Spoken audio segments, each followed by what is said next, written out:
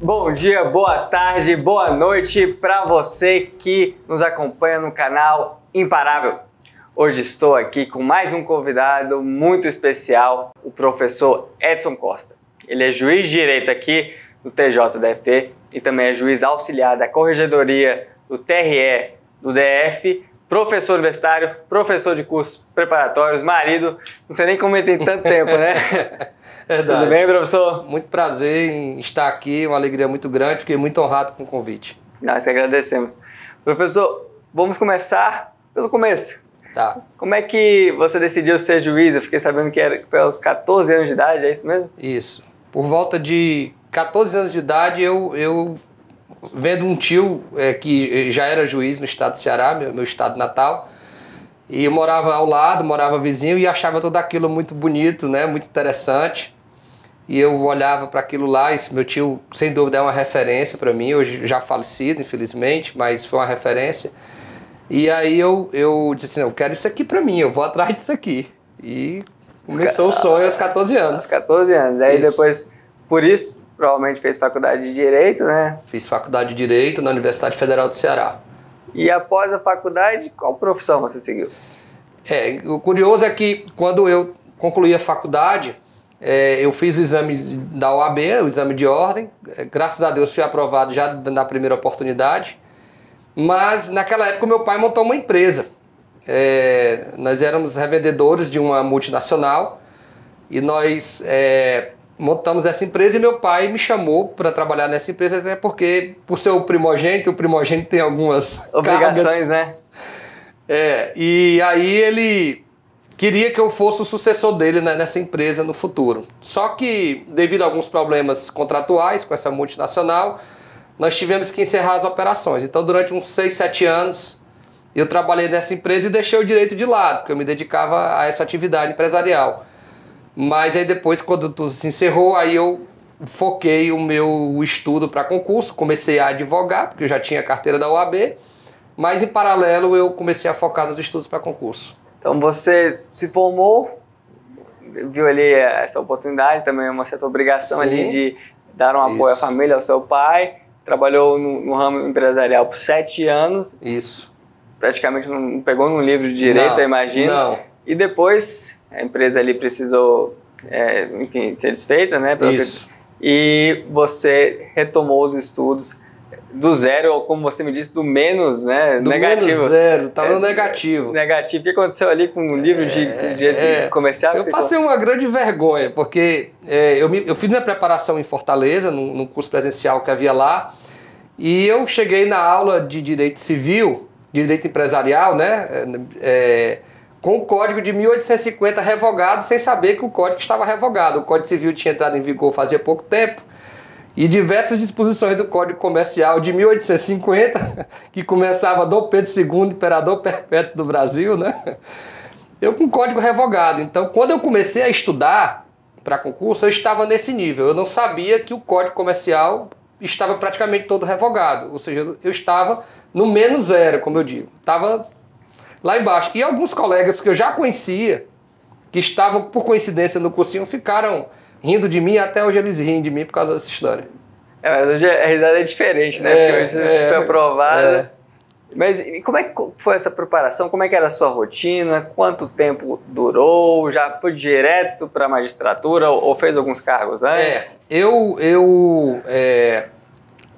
voltei a advogar, mas logo em seguida eu parei depois de um tempo, porque eu vi que era um pouco complicado me dedicar à magistratura e ao estudo para a magistratura e ao mesmo tempo na advocacia. Claro que não é impossível, mas se você tem a possibilidade de se dedicar mais ao estudo, evidentemente que eu acho que isso torna o caminho um pouco menos difícil. O caminho é árduo? É difícil, mas é plenamente possível, desde que você se dedique e se prepare para isso, né? E eu acreditava nisso, sempre acreditei. E todo dia era segunda? Todo dia era segunda-feira para mim. E aí eu fui estudar para concurso, eu parei e as reservas que eu tinha de grana, vendi um carro bom que eu tinha, comprei um carrinho velho para não ficar a pé, juntei todo esse dinheiro e todas as minhas energias eram canalizadas para o estudo. Isso é uma coisa que o aluno tem que ter, é foco. O foco é fundamental para o aluno, né? Ele não perder aquele fio da meada. Não, eu imagino assim, é uma fila. Se você parar, você volta para o fim da fila. Simples assim. Então você estuda, evolui no seu estudo e você vai avançando. Até que você vai chegar no seu momento. Fiz diversos concursos sem aquela perspectiva de aprovação, porque eu sabia que o meu nível de preparação ainda não era suficiente. Então eu fiz concurso para a magistratura federal, por exemplo, para juiz federal, fiz concurso para o Ministério Público, fiz concurso de procuradoria, mas sem aquela pretensão. Mas o que é que eu queria? Eu queria mesmo era tomar ferro na cabeça, como se diz. Eu queria fazer as provas, porque até administrar o tempo na hora de fazer uma prova é uma coisa que o aluno tem que saber dosar. É diferente, né? É diferente. Cansativo, você tem que praticar a resolução da prova em si. Isso. Né? Por que é que determinadas equipes de vôlei, de futebol, chegam a níveis de excelência? Porque treinam. Exatamente. Né? Ele não chega lá e executa do nada. Eles treinam, eles se preparam para aquilo. Né? Então eu fiz diversos concursos sabendo que eu não estava no nível adequado, mas eu queria ver, por exemplo, o que é que mais se cobrava, o que é que eu mais errava, onde eu era mais deficiente. Então as reprovações, entre aspas, nos concursos, em nenhum momento para mim foi motivo de desistência ou foi motivo de desânimo. Pelo contrário, foi motivo de aprendizado. Tudo aquilo eu tomava como aprendizagem. Olha, nessa área aqui eu não estou legal, eu não estou pontuando bem, eu vou focar um pouco mais nisso aqui. E aí, fazer uma análise depois da prova. Exato. Isso é importante, você se conhecer. Conhecer os seus limites, conhecer as suas capacidades, né? Tanto é que depois que eu passei no primeiro, eu fui passando. Parece que eu precisava romper a primeira barreira. né? A gente vê casos que depois demora um tempo para passar. Sim. E depois, quando passa, pode até escolher, né? Isso. Exige um tempo de maturação, de aprendizado. Sim. Né? Então é importante que a pessoa que está assistindo para concurso tenha essa consciência de que exige um tempo. Esse tempo é necessário. Como para toda e qualquer capacitação. Você não vai ser um médico cirurgião porque você decidiu hoje e amanhã você vai ser. Não, você precisa se capacitar para isso. E do mesmo jeito é uma carreira de magistratura, de Ministério Público, de advocacia pública, que vai exigir, evidentemente, da pessoa um grau de preparação adequado com a dignidade do cargo, e você vai ter que estudar. Né? Mas é um caminho possível, trilhável. Nunca vi isso como algo que tivesse assim, longe das minhas mãos. Assim, tanto é que você recomeçou, né, a vida ali de outra pegada. Outra pegada. E longe do mundo do direito, ali é praticamente reestudando tudo, né? Depois de 7 anos sem estudar, as bases ali já estavam bem frágeis, né? E surgiram concursos para analista judiciário em alguns TREs do país. Eu me inscrevi em 3, no Pará, em Minas Gerais e no Rio Grande do Norte. No Pará eu acabei que não fui fazer a prova, desisti de fazer a prova, mas fiz no Rio Grande do Norte, vizinho ao meu estado, ali pertinho, fiz a prova em Mossoró, do lado de Fortaleza, e fiz em Minas Gerais, onde eu fui aprovado. E o curioso é que era um mar de gente. Lá em Minas Gerais foram 33 mil candidatos só para analista judiciário. E eu me inscrevi para Belo Horizonte, só tinha 33 vagas em Belo Horizonte. E eu fui fazer a prova, eu olhava assim, era um mar de gente do lado de fora. E eu pensei assim comigo, caramba, tem 33 vagas, eu só preciso de uma. Eu só quero uma, as outras 32, tudinho aqui, vocês podem brigar pelas 32, uma eu vou pegar para mim. Entendeu? E eu fui aprovado em 7º lugar. Né? O único não mineiro entre os 10 primeiros colocados. O único que não era mineiro. Então, a gente precisa ter um pouco dessa inteligência emocional, digamos assim, de se blindar de certas coisas. Ah, porque é difícil. É o que mais eu ouvia. Ah, porque é difícil. Ah, porque é muita gente.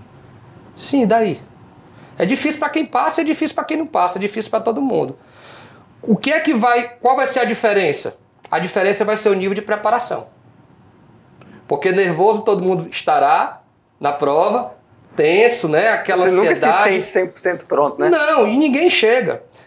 É muito importante que o candidato entenda que ele não precisa acertar todas as questões do concurso. Ele precisa fazer o suficiente para passar.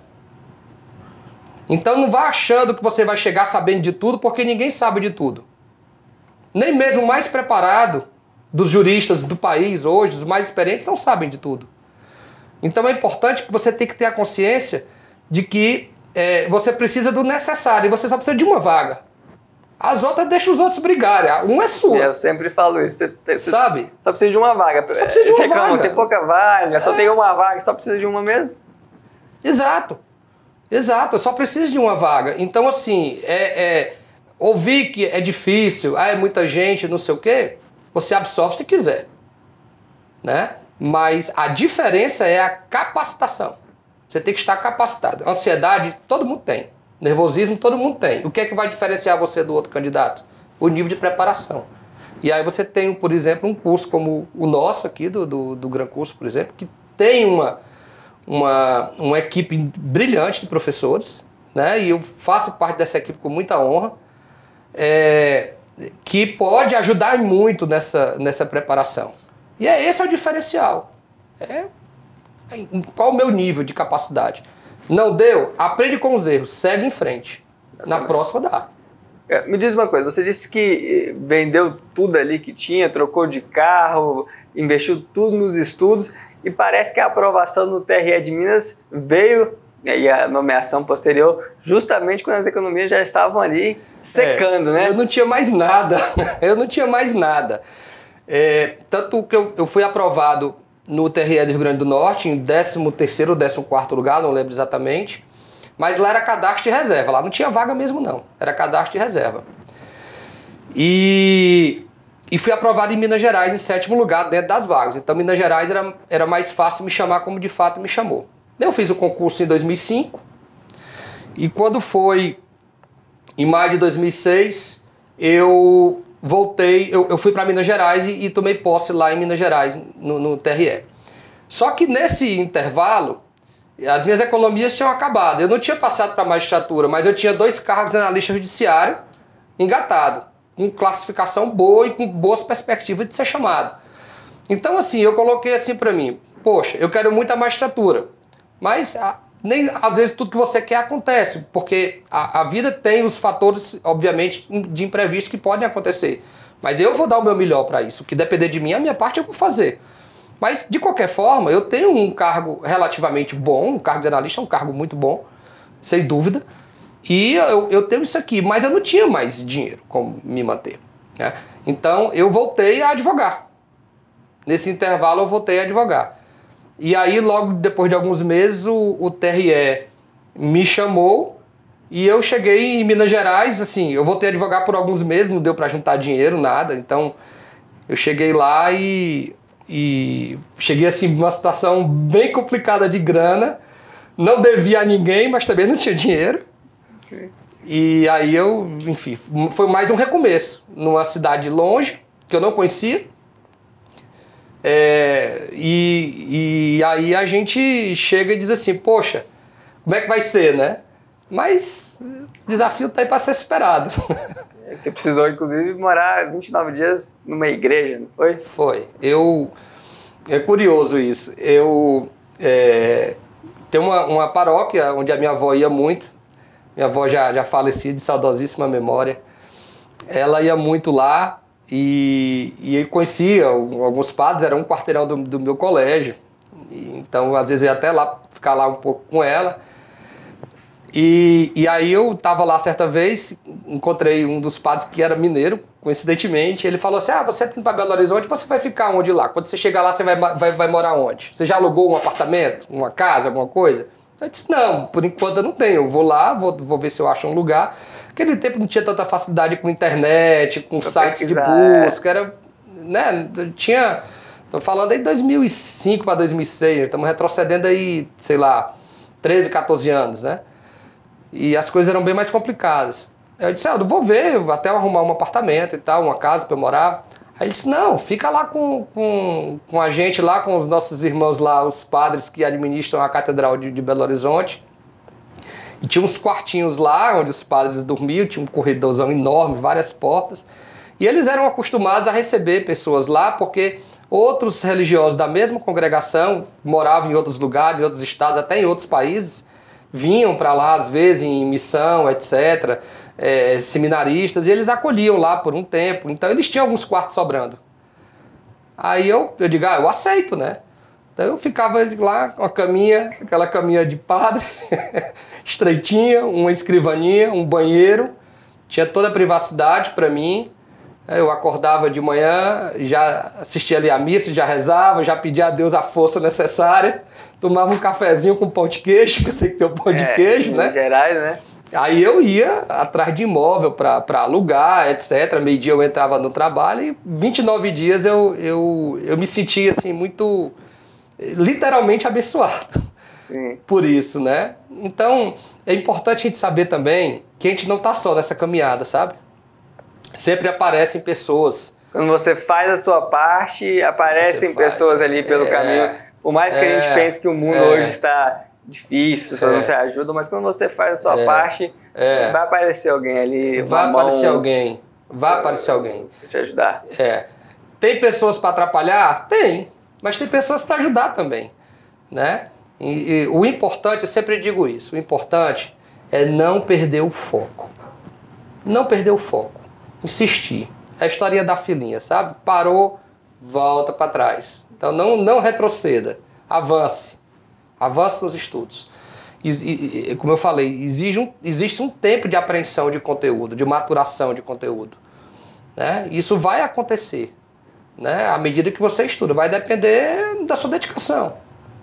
Então, e vai aparecer os anjos também para dar a mão e ajudar, né? Enfim. Aí depois foi nomeado, o primeiro contra-cheque veio, mudou ali de lugar, né? De localização, e continuou estudando para magistratura, e a aprovação veio quanto tempo depois? Mesmo quando eu fui aprovado para analista judiciário, eu não sosseguei, vamos dizer assim. Eu não perdi o foco no estudo para concurso, porque eu queria a magistratura. Era sonho, né? Era mais do que a questão econômica, era uma vocação, né? É uma vocação. É uma vocação, sem dúvida. A gente não pode negar que o salário da magistratura é bom, do Ministério Público é bom, da advocacia pública é bom, dá uma condição digna para quem exerce o cargo e ter uma vida digna e razoável. Mas é muito importante que você tenha a vocação para o exercício do cargo. Isso também integra a felicidade da pessoa. E eu tinha isso comigo. Eu digo, eu não vou parar aqui. E eu cheguei no TRE em 2006. E 2006 é ano de eleição. Então tinha muito trabalho. Ainda tinha esse fator. Eu tinha que trabalhar. E o meu trabalho no TRE era auxiliar a fiscalização de propaganda eleitoral, inclusive indo para a rua. Então era um trabalho que não tinha dia nem hora. Não tinha dia nem hora. Algumas vezes eu recebi adicional noturno no contra-cheque, porque eu ficava até de madrugada acompanhando as sessões, para poder a gente dar cumprimento de imediato às decisões da corte. Então era muito... E 7 da manhã lá de novo, de volta, para continuar aquele rojão. Então assim, foi um período pesado, mas mesmo assim eu conseguia o meu tempo para estudar. E logo que eu cheguei em Minas Gerais, abriu o edital do concurso de juiz aqui em Brasília. Eu disse, eu vou fazer. Vai dar certo. Vai dar certo. Eu estava em Belo Horizonte, para vir para Brasília é relativamente simples, né? Um voo, tem muito voo, o voo é curto, é rápido, então tudo isso ajuda, né? Essa logística até nisso ajuda. E aí eu conversei com a minha chefe, minhas duas chefes, uma delas inclusive até hoje é minha amiga, no Zap a gente conversa muito, a gente vai a Belo Horizonte e conversa e tal, tenho muita gratidão a elas duas. E eu falei, estou estudando para concurso, eu quero a magistratura. E aí nós fizemos um acordo. Na hora que eu precisar de você, você vem. De manhã, de tarde, de noite, sábado, domingo, de manhã, de madrugada. Mas se você estiver aqui e se você tiver 1 hora de tempo aqui no seu trabalho, pode estudar. Então, às vezes no horário ali eu tirava 30 minutos, aqueles 30 minutos pro cafezinho, pro bate-papo, sabe, comer um pãozinho de queijo. O pessoal ia lá pro cantinho tomar o café, eu ia pra uma salinha estudar. Eu tomava o meu cafezinho lá estudando, sozinho. Aproveitava todo minuto ali.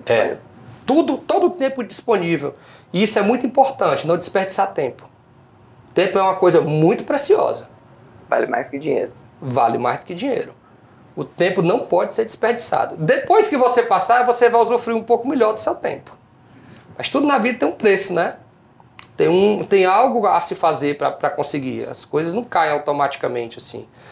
E aí eu ficava estudando, mas também quando precisava trabalhar horas extras, sábados, domingos, dia de eleição, eu me dediquei ao extremo ao TRE. Mas vinha fazendo as provas. E 9 meses depois, eu já estava aqui em Brasília tomando posse. Eu só fiquei 9 meses em Minas Gerais. Eu fui aprovado em 4º lugar aqui no concurso de juiz. Muito bom. Se eu não me engano, eram 55 vagas no edital e fomos 15 aprovados. 15 aprovados. Eu cheguei na prova oral com a 2ª melhor nota do concurso. E aí caí para 3º e perdi o 3º lugar dos títulos. Fiquei em 4º. Mas passar em 1º, passar em 4º ou passar em último, nada disso tira o mérito. O mérito de quem passa em 1º ou quem passa em último é o mesmo. Até porque o salário também é o mesmo. E a atividade também, verdade, né? E a atividade também. A atividade é a mesma. Eu não me sinto melhor do que os meus colegas que ficaram um pouco atrás de mim na classificação. Pelo contrário, são colegas brilhantes que poderiam perfeitamente também ter ficado na minha frente na classificação. Né? Às vezes são detalhes de uma prova, né? Um rigor maior do examinador na correção. Tudo isso são fatores que a gente não controla. É importante que os candidatos saibam que existem variáveis, como se fosse uma equação, né? Aliás, falando em equação, vou confessar aqui uma coisa que eu nunca falei. Antes de estudar Direito, eu fiz faculdade de Economia durante 1 ano. Ah, foi? Porque eu sou louco por matemática, eu adoro matemática. E aí eu queria estudar, eu estudei muito cálculo, muita função, etc. Mas depois digo, não é isso aqui. Isso com 17 anos, eu entrei na faculdade de Economia, eu tinha acabado de fazer 17 anos. Eu acho que eu fiz o vestibular, acho que eu tinha 16, eu acho. Eu faço aniversário no fim do ano. E eu peguei e disse, não é isso não. É o meu sonho dos meus 14 anos, eu vou redirecionar o meu estudo. Fugiu ali da rota ainda teve esse pequeno recomeço aí. Vários recomeços. A vida é feita de recomeços, né? Faz parte. E o recomeço como juiz, está realizado? Muito. Eu tenho muita satisfação, primeiro, do cargo que eu ocupo. E é muito importante que as pessoas tenham consciência de que a magistratura, ou o Ministério Público, ou qualquer outro cargo público, ele exige muita responsabilidade e muito compromisso de quem o exerce, né? Muita probidade, muita responsabilidade de quem o exerce. E a magistratura, ela tem bônus, mas ela também tem ônus, como tudo na vida, não só a magistratura, né? Mas se você faz porque você gosta, aquele ônus é muito mais leve. Aquilo não é um fardo para você, né? Saber que a nossa profissão pode ajudar as pessoas a solucionar os seus conflitos, né? A pacificar de alguma forma os litígios que acontecem entre nós. É muito gratificante, né? Quando a pessoa bate na porta de um juiz, porque ela está com um problema. Sim. Ela já tentou resolver e não conseguiu. Ela foi bater na porta do juiz. Então o juiz tem que ter esse olhar humano também. Saber que a pessoa que está naquele processo, seja o autor, seja o réu, está precisando de uma solução, né? E aí a gente pede a Deus todo dia a inspiração para que a gente possa decidir de uma forma mais justa, né? Então tudo que eu peço a Deus é cumprir a minha consciência, né? O que a minha consciência disser, eu fazer. E eu tenho sido muito feliz dessa forma. E ainda é professor, né? Tanto sou professor. No Gran Curso Online, universidades, então você ajuda as pessoas em duas frentes, né? Construindo o Brasil melhor, com decisões mais justas, pacificando conflitos, ajudando as pessoas ali no mundo jurídico e também ensinando outras pessoas que querem mudar de vida, querem um emprego melhor, querem contribuir e traçar esse mesmo caminho. Hoje a gente tem muito mais ferramentas de estudo do que alguns 15, 20 anos atrás. Nós temos, por exemplo, a facilidade de uma estrutura como o Gran Curso, por exemplo, que pode dar um suporte. Você pode estar no interior do Amazonas, do Mato Grosso, do Nordeste, do Sul, qualquer rincão do país, até em outro país. Nós temos alguns alunos de fora ainda. De fora. Então, assim, e você tem acesso hoje à preparação, né? Antes era um pouco mais complicado, mas isso não deve retirar da gente essa força, né? Para ir buscar. E assim, eu sempre acreditei muito nisso, sabe, Gabriel? Assim, de acreditar naquele sonho, de você focar naquilo ali, saber que tem a dificuldade, que tem um percalço, mas saber que o caminho é trilhável. Eu até brinco assim, se eu não fosse juiz, eu acho que eu seria engenheiro aeronáutico, porque eu adoro aviões, acho aquilo fantástico, né? Eu digo assim, se eu me preparasse, talvez eu fosse engenheiro da NASA um dia, ou da Boeing, ou da Airbus, sei lá, né? Por que não, né? Por que não? Basta que eu me capacite, né? Tudo que você se capacita, você tem condição de fazer. Sim, todo mundo pode, né? Todo mundo é capaz. Eu acredito nisso.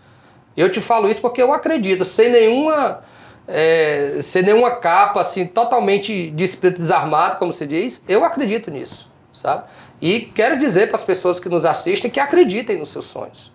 E não dê ouvidos a quem desestimula, acreditem na sua capacidade, né? E saibam que vão aparecer pessoas no seu caminho que também vão te ajudar. Não se está sozinho, né? E eu acredito nessa determinação, sabe? Nesse foco crucial. Tá bom. Muito obrigado, professor. Foi uma honra aí. Eu que agradeço. A gente consegue conversar aqui várias horas, depois você me conta aí outras histórias, mas vamos terminar por aqui no dia de hoje. Certo. Eu agradeço muito, eu quero rapidamente aqui, com a sua licença, me dirigir a todo mundo que nos assiste, que, repetindo, acreditem nos seus sonhos, estudem, é plenamente possível, é plenamente palpável. Depois que você passar e você assumir o cargo, você vai ter uma brilhante sensação de dever cumprido. Essa sensação é maravilhosa, né? Agradecer a Deus, agradecer a quem esteve do seu lado, né? Para tudo. E principalmente se premiar pelo esforço, né? Se premiar pelo esforço. Então, gente, foco, força, fé. É isso aí. Vai dar tudo certo. Eu agradeço demais, eu estou sempre à disposição. Sempre que quiser, chama que a gente vem. Muito obrigado. Tá bom? Se você gostou deste vídeo, assine nosso canal, ative as notificações. Estamos sempre produzindo muito conteúdo para você seguir de maneira imparável rumo aos seus grandes sonhos, aos seus maiores sonhos, a tudo que você quer nesta vida. Muito obrigado.